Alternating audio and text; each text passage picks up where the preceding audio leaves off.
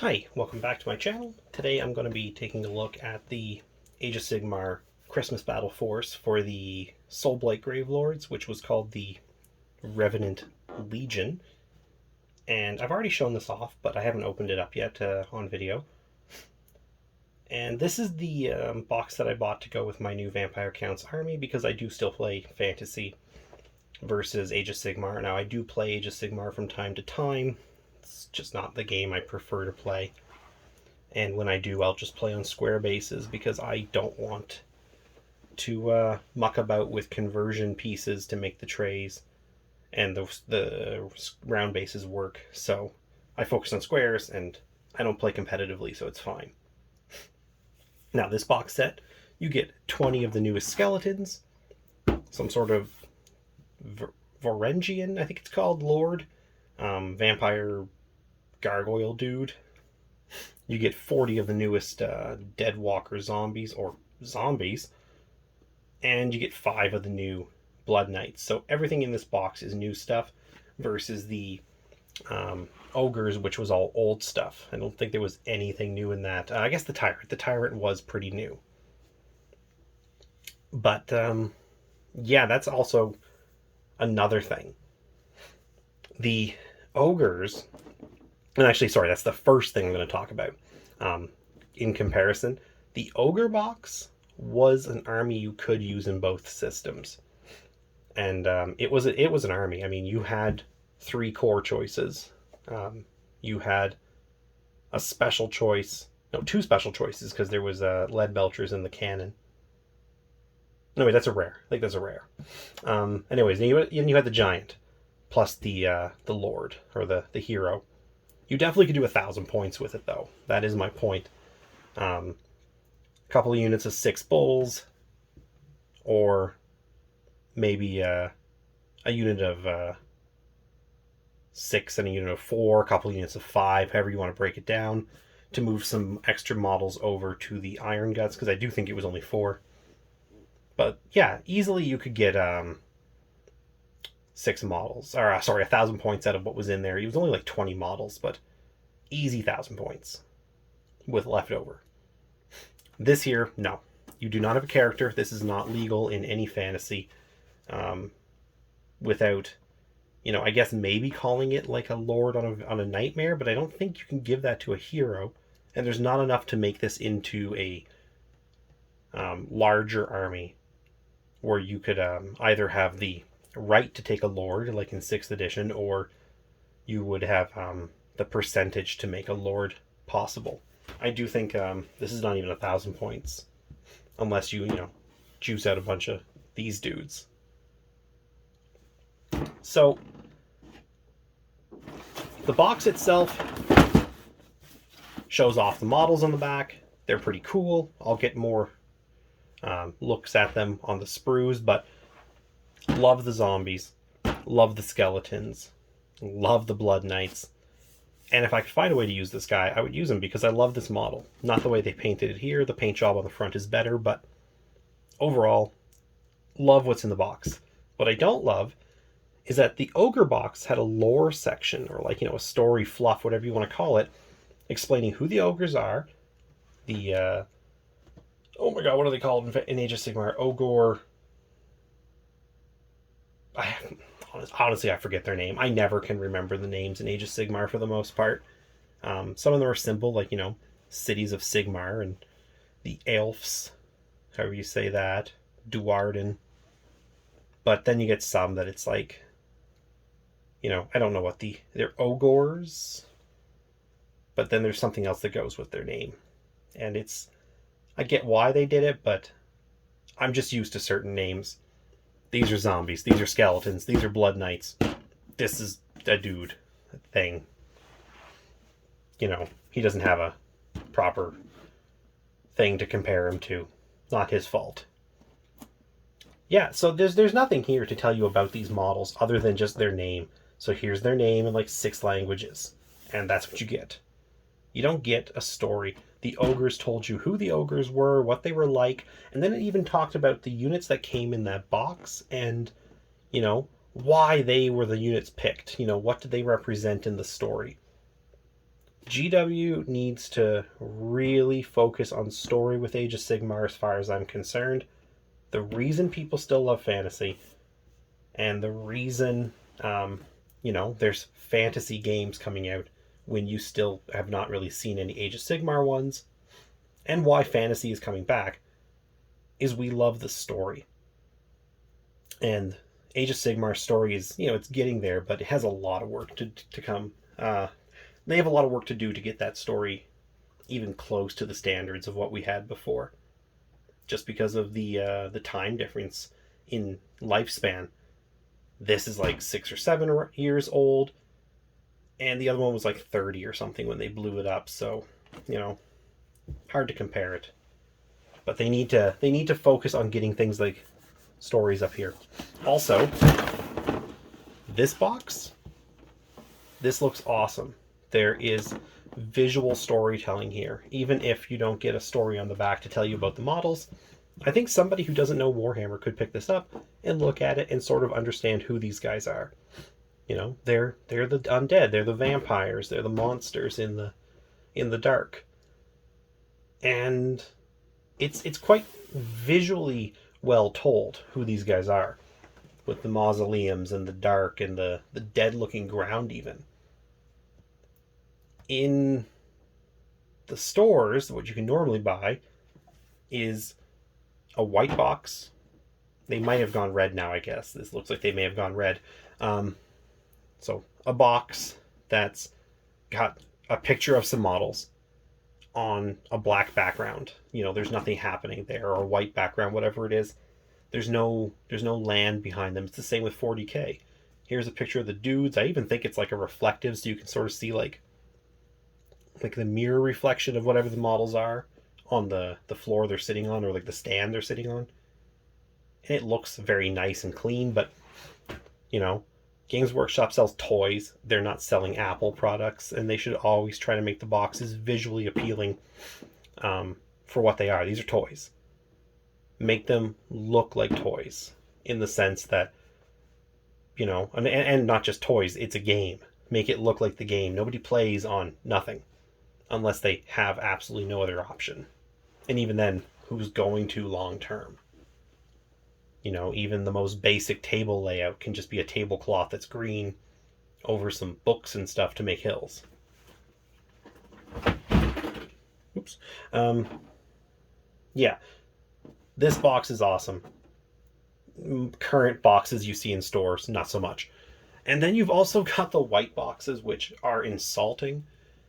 Most of those kits had a box at some point that GW just did not want to print anymore, and they just decided to print a white box that's got 3 different logos on it, and it pisses me off every time I get one in the mail.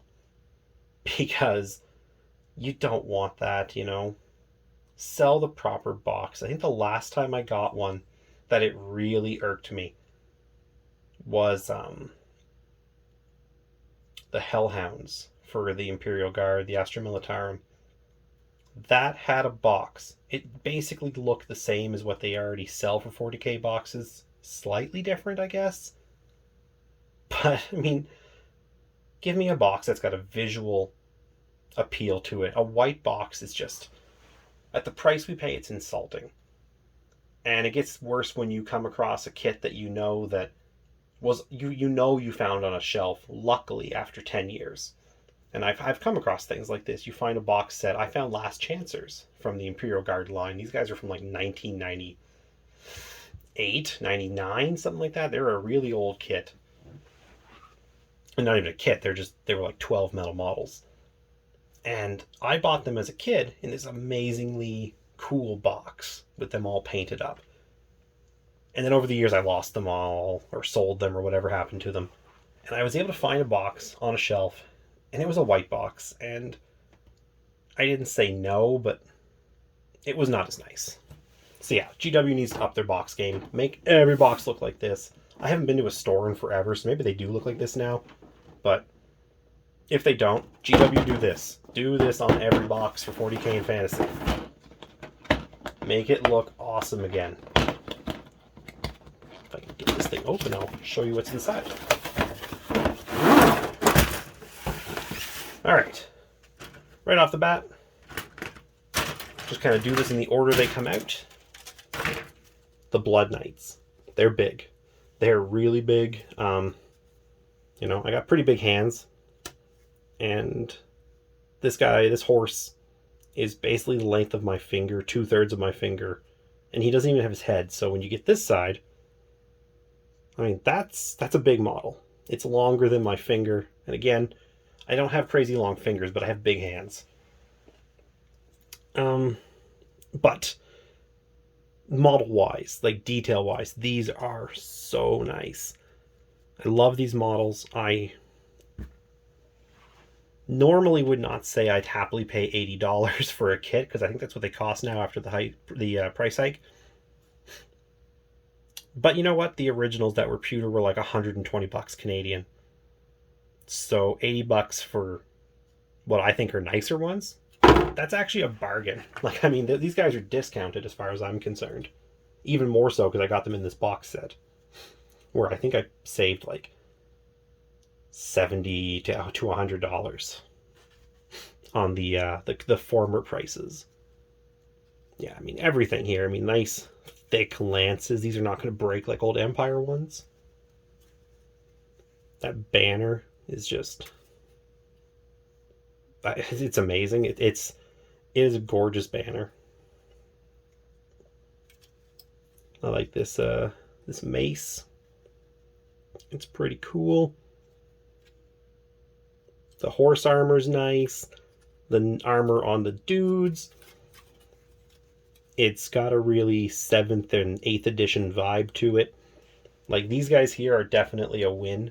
You know, to me, they're like the Tyrant from last year's Ogre box, which I think was in something else before that. But, you know, these guys, to me, other than size, they're 8th edition. They're 7th edition. And that's nice to see. It's always nice to see models that I think fit in with the old stuff. Now, the zombies, you're going to get 4 sprues like this, exactly the same. And, I mean, it's a jumbled mess. You may as well just look at the picture I showed earlier from the back, if you really want to get a sense for them. But there are 10, which means you're going to have 4 of each pose, or thereabouts, once you do what little posing you can do. But they're nice. They are thin, but, you know, these are supposed to be zombies, which means they're kind of dried out a little bit, maybe. Maybe not, you know, not mummies, but they've been in the ground. And I think they look really cool. They got the scythe here, which I think is a nice little nod to the old box set. As much as I don't think it's a nice box set, even at the time it wasn't that great. Having little nods like that to it are nice. You don't get banners or anything. So fantasy zombies, I think, can take banners and musicians at least. I don't know about champions in 8th edition, but I don't think I'd ever use them anyways. I mean, I guess you could, but what's a banner going to do for them? They're not going to really run, and it's only going to save one dude from a crumble. And if you're to the point where one zombie is what saves the game, either it's just kind of like real good luck, or things have gone pretty bad anyways. So not a big deal. And plus, with all these things like the scythes and whatnot, and the pitchfork, you can make something that looks like a banner or close enough if you really wanted to. Yeah, I think these are nice. This is another kit that I think, while it doesn't fit old school Warhammer, I do think these actually, they are a nice complement from the modern stuff to go with the older stuff, because if you have, say, 7th edition skeletons, like the ones they had in 7th and 8th and up until recently, those zombies are going to look better with those skeletons than the old zombies are. So definitely something to consider. Unless you really, really, really love those old zombies, which I do not. Now, the skeletons themselves, you know, the dead walkers, I think, are like kind of like the core of this box because you get so many. But the skeletons, I have a hard time after looking at these a few times having anything bad to say about them. They are well sculpted. they have good options on the sprue. You got the spears and the swords. You've got your banner. I don't know if there's a musician. I haven't noticed a musician on here. I've just realized. I would say there is not a musician, but I mean, that's probably an Age of Sigmar rule thing. All right, that one might be part of a drum, but I don't see a drum.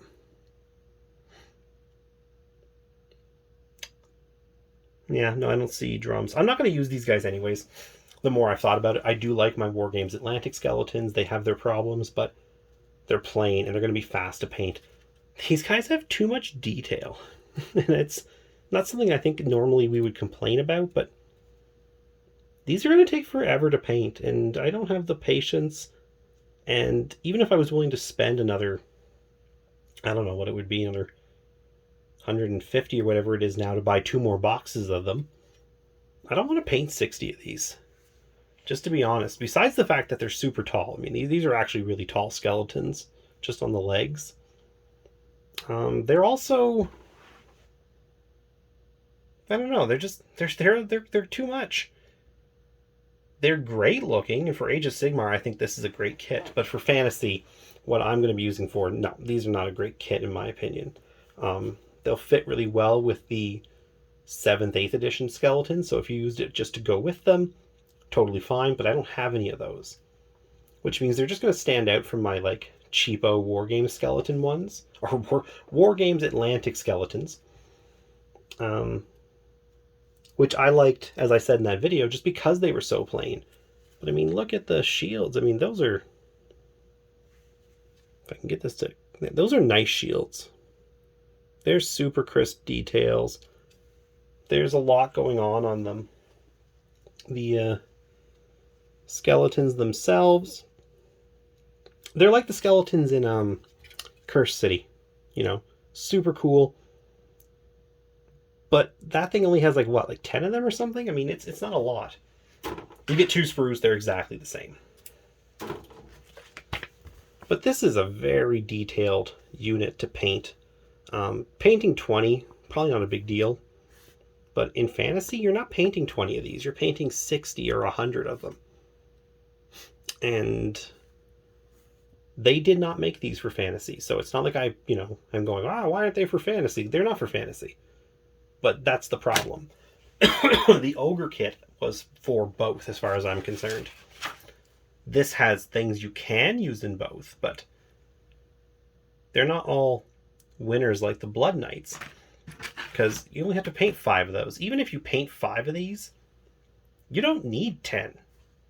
You know, as detailed as these are, you don't need 10 of these because they cost like 400 points if you take 5 of them with their special banner. And if you skip the special banner and just take 5 with a command, you're still talking like over 300 points, I think. They're very expensive models. You're not painting a ton of them. There's no way to take them in core or even special. This is a rare choice. And just one of these is basically going to use up all your rare points. If you're playing 8th edition. You need a lot of these guys. And I want something quick and easy. And as much as the zombies have a lot of detail, once I get a Zenithal on these guys and I hit them with contrast paints, maybe some other similar types I have, you know, I can get probably most of the work done with a coat of contrast and then a coat of Null Oil or something along those lines, and then a dry brush. And I can probably do all 40 of those, you know, without even having to pay attention to them until like the final moments when I'm just touching them up and getting the last little details on. I would say less than 10 minutes per model.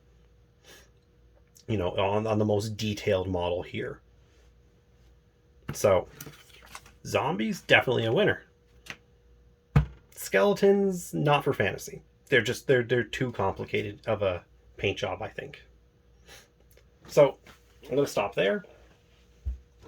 And just kind of recap. Skeletons are nice. I don't think they're Fantasy skeletons, though. I don't think they'll work just because of how detailed they are. The leader, He's cool, but unless I use him as like a vampire on a nightmare, you know, and just kind of go, oh, and he's fused with his nightmare, then I can't really use that. The zombies. Now, those guys are cool. Everything about the zombies was great design, other than the mono pose for, you know, sprues of the exact same 10 dudes. Not ideal, but definitely something I can work around with some like slight posing and clipping work. And the Blood Knights, these might be one of the best kits they've released in years. And somehow, it's one of the best values. You know, going from the $120 pewters to this. I think, you know, I feel like that I might be over-exaggerating. I think they were only like $100, but I mean $100 for a kit back when they came out in 2008, whatever that was. $100 for a kit of 5 horses was obscene, and we all said it. It was like the great swords when they came out, and they were $50 for 10 plastic great swords in Canada, I want to say. And it had always been accepted that plastic was cheaper than pewter, so we were supposed to be getting like a deal. You know, that's why the plastic regiments of 20 or 16 or whatever it was were the core, and that people did happily move to those away from the pewter sets that they used to sell, because you just got better value. And yeah, these here though, I mean, even by old GW standards, these are a really good value. Final thoughts otherwise would just be, when you're doing an older style army, just always take a look at what GW sells now. A lot of it is going to be the same stuff. It might just be repackaged. It might even be a better deal. I think a lot of the newer sets where you're getting 10 or 20 models actually are a pretty good price now for what you're getting. And yeah, things like this set are a really good way to start a fantasy army. This is not as good as the ogres, I'll keep saying it, but for the most part, it's a good start to a fantasy vampire army. I do have Blood Knights, and I have a lot of zombies, and by the time I sell off the other 2 sets, I'll have money for more stuff. So yeah, thanks very much for watching, and everybody have a great day.